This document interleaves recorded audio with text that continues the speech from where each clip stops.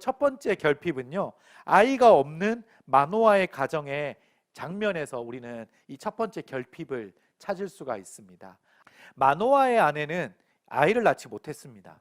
그 당시 삼손이 있었던 그 당시만 하더라도 아이가 없다라는 것은 가정에 상당히 큰 결핍이었습니다. 먼저 여러분, 가정에 아이가 없었던 이야기의 첫 사례를 누구로 기억하십니까? 이삭을 기억하실 수 있을 것입니다. 사무엘 역시 자녀를 낳지 못했던 여인 한나에게서 태어났습니다. 신약에서도 그런 인물들이 있었습니다. 세례 요한은 주님이 오심을 먼저 선포해야 할 역할을 가진 자였습니다. 그 역시 잉태하지 못하고 나이가 많은 엘리사벳에게서 태어난 자였습니다. 그리고 예수님은 기적적인 탄생 스토리의 정점이라고 할 수가 있습니다. 예수님의 탄생에서는 기적의 정도의 한계를 초월하는 탄생의 스토리가 설명되어지고 있습니다. 우리에게 구원자를 보내주신 하나님의 은혜를 기억해야 합니다.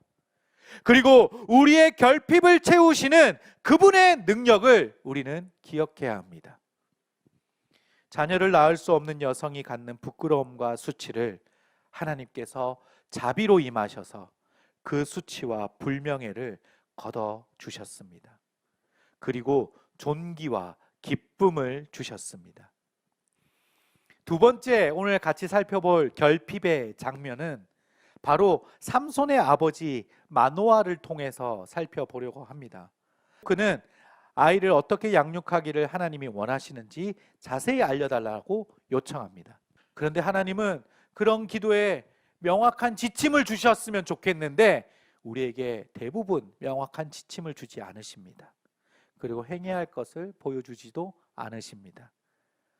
말씀해 주시지 않는 것 같습니다. 우리는 우리의 결핍으로 인해 우리는 그 결핍을 채워야 할 정보와 규칙이 필요하다고 생각하지만 사실 우리는 하나님을 알아야 합니다.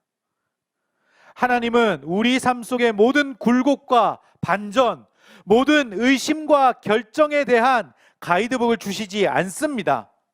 그보다 훨씬 더 나은 것을 주고 계십니다. 바로 하나님 자신을 주고 계십니다.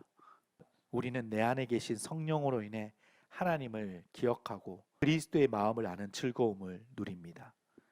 우리는 십자가에서 그의 구원과 그의 승리의 부활을 보면서 하나님의 성품을 구약의 어느 큰 영웅보다 더 분명하게 보게 됩니다.